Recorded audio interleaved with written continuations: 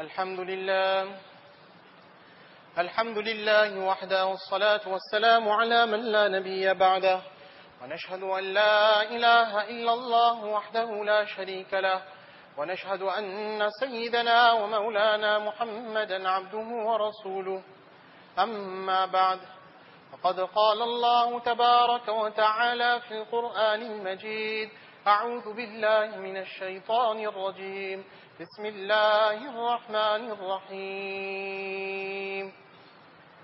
قل يا عبادي الذين أسرفوا على أنفسهم لا تقنطوا من رحمة الله إن الله يغفر الذنوب جميعا إنه هو الغفور الرحيم فقال النبي صلى الله عليه وسلم التائب من الذنب كمن لا ذنب له صدق الله مولانا العظيم وصدق رسوله النبي الكريم ونحن على ذلك لمن الشاهدين والشاكرين والحمد لله رب العالمين اللهم صل على محمد في أول وفي أوسط وفي آخر كلامنا. Alhamdulillah, mes chers frères, toutes les louanges, les gloires et remerciements reviennent uniquement et seulement Allah subhanahu wa ta'ala, le clément, le tout miséricordieux, Allah tabarak wa ta'ala, le pardonneur, Allah subhanahu wa ta'ala, le nourrisseur, Allah subhanahu wa ta'ala qui nous a donné la vie, Allah qui nous donnera la mort, Allah qui nous ressuscitera, Allah qui sera seul juge lors de l'heure, Allah subhanahu wa ta'ala qui a créé le paradis pour ceux qui se seront soumis à lui et qui auront mérité sa miséricorde, et Allah tabarak wa ta'ala qui a créé l'enfer pour ceux à qui il a promis son courroux. Mes chers frères, Allah subhanahu wa ta'ala nous a fait une très grande faveur en nous donnant la chance de faire partie de la ummat de Rasulullah sallallahu alayhi wa sallam. Le fait est qu'ayant la chance de faire partie de cette communauté, certaines fois, nous n'arrivons pas à percevoir ce fadl qu'Allah subhanahu wa ta'ala nous a donné. Il faut savoir que des prophètes ont demandé à Allah subhanahu wa ta'ala l'autorisation de faire partie de cette communauté. Notamment Sayyidina Moussa ala nabiyina wa alayhi salatu wassalam. Et après eux, à chaque époque, le prophète sallallahu alayhi wa sallam a été recherché. Tous ceux qui étaient assoiffés de la vérité voulaient le connaître, voulaient faire partie de sa communauté. Dans Tarikh ibn Asakir et dans Fayzul Bari, Maulana Anwar Shah Kashmiri, dans le commentaire de Sahih al-Bukhari, il raconte une histoire, c'est celle de Tubba. Tubba, c'est un titre que l'on donne comme César, comme Kaiser. Et le Tubba, à l'époque, 1000 ans avant la venue de Rasulullah sallallahu alayhi wa sallam, il habitait au Yémen. C'était un roi extraordinairement puissant. Le mot Tubba revient 2 fois seulement dans le Coran, dans le 25e sipara et dans le 26e sipara. Et ce Tubba-là, un jour il est sorti avec son armée, il a voulu faire voir sa puissance, il s'est dit je vais voyager afin que les gens m'admirent, afin que les gens sachent qui je suis et ce que je représente. Donc il est sorti accompagné de 12 000 alim. 12 000 alim avec lui. Et avec Tubba, il y avait 132 000 cavaliers, 132 000 hommes sur des montures, 113 000 soldats qui marchaient à pied et se sont dirigés vers Makkah. Maulana Anwar Shah Kashmiri, rahimahullah, ce qu'il raconte cela dans Fayzul Bari, il dit que lorsque Tubba est rentré à Makkah al-Mukarrama, il est rentré dans une indifférence totale. Il avait quitté le Yémen pour arriver à Makkah dans ce niyat que les gens allaient admirer. Moi, je suis Tubba. Et lorsqu'il est rentré à Makkah, il est surpris. Personne ne fait attention à lui. C'est l'indifférence totale. Alors, il a demandé, mais ça, ce sont des gens bizarres. Est-ce qu'ils ont déjà vu une armée comme la mienne? Est-ce qu'ils ont déjà vu un roi aussi puissant que moi? Alors on lui a dit, mais tu sais, tu es à Makkah. À Makkah, il y a la Kaaba. À Makkah, il y a la Kaaba, il y a la maison d'Allah. Toutes sortes de gens viennent à Makkah. Et les Makkah, les gens de Makkah, ils ont l'habitude de voir toutes sortes de cortèges. Et ça ne leur fait ni chaud ni froid que toi tu viens avec, masha'Allah, ton armée. Alors, immédiatement dans son fort intérieur, Tubba a fait une intention affreuse. Il s'est dit, je vais détruire la Kaaba. Et je vais tuer tous les gens de Makkah pour leur faire voir combien je suis fort.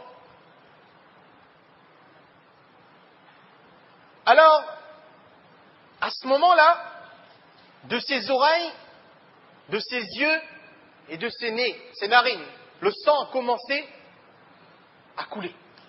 Et ça ne s'arrêtait plus. Ils ont appelé toutes sortes de médecins, personne n'arrive à le soigner. Alors, Tubba a fait appeler le plus grand des 12 000 alim qui l'accompagnaient. Parce que le alim est arrivé, il lui a dit, ça c'est pas quelque chose de physique ça. Ça a une relation avec un autre monde. Tu as dû faire une mauvaise intention. Quelle que soit l'intention que tu aies faite, moi je ne le sais pas, demande pardon. Reviens sur cette intention.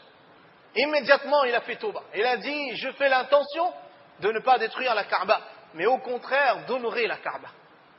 De ne pas tuer les gens de Makkah, mais au contraire d'honorer les gens de Makkah. Alors ce qui s'est passé, le sang sur l'heure a arrêté de couler. Maintenant, Tubba, il a mis une toile en soie sur la Kaaba. Il a donné 7 pièces d'or à chaque habitant de Makkah et 7 paires de vêtements en soie à chaque habitant de Makkah. Ensuite, avec son armée, il a quitté Makkah, il est allé vers Madina, Yathrib. Lorsqu'ils sont arrivés à Madina, les 12 000 alim, ils ont vu la terre de Madina, ils ont pris cette terre, ils ont senti. Et là, ils lui ont dit, ça, c'est la terre où émigrera le dernier des prophètes. Muhammad sallallahu alayhi wa sallam. Alors, ils lui disent que nous, on te suit jusqu'ici. Maintenant, on n'avance plus. On va attendre sa venue. Alors, Tubba, il a dit que voilà, très bien, je vais faire construire 400 maisons pour vous. Et parmi ces 400 maisons, une maison sera à étage. Lorsque le dernier des prophètes viendra, il habitera là. Et il a écrit une lettre. Il a dit de la part d'un noble très vil, Tubba, à celui qui est l'intercesseur des pécheurs, au chef de tous les messagers, j'atteste que moi, Tubba, ô Muhammad, avant même ton avènement, j'amène foi sur toi. J'atteste qu'il n'y a pas d'autre Dieu à part Allah.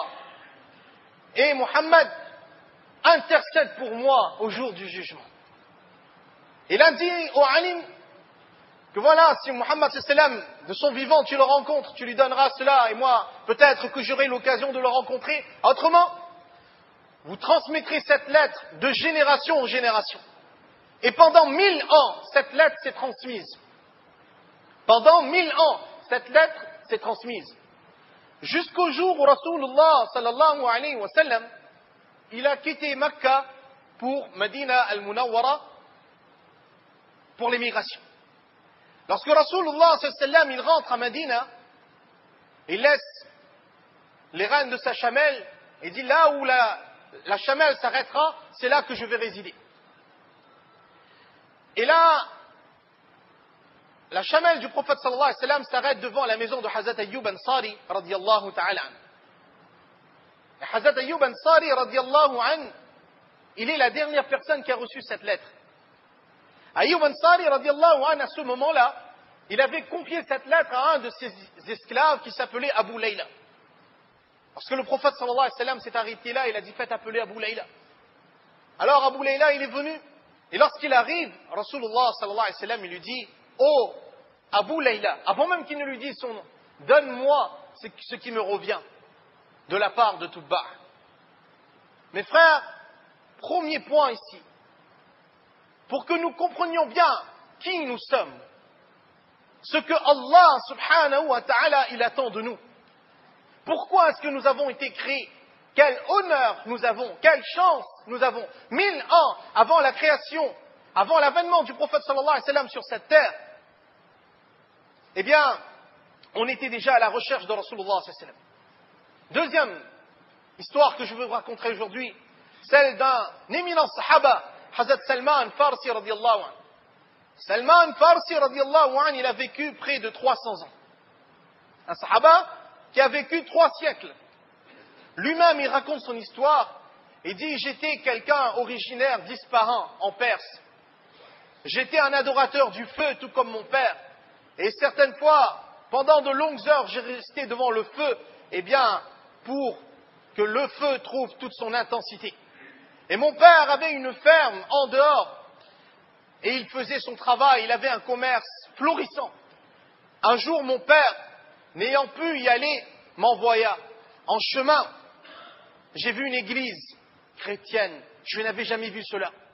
Salman radiyallahu anhu dit, lorsque j'ai vu cette église, je suis rentré près de l'église et j'ai vu que ces gens-là, ils chantaient et cela m'a attiré. Et je me suis dit que cette religion est meilleure que la mienne. Le soir, lorsque je suis rentré très tard, mon père m'a demandé d'où viens-tu, Salman? Et j'ai dit à mon père que voilà, j'ai vu une religion qui est meilleure que la nôtre. Mon père m'a dit non, ça c'est pas possible.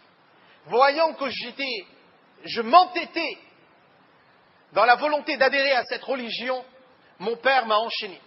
J'ai réussi à envoyer un message vers les chrétiens pour leur demander, lorsque la prochaine caravane irait vers Damas, eh bien de m'en faire part. Lorsque je reçus le message, Salman radiyallahu anhu dit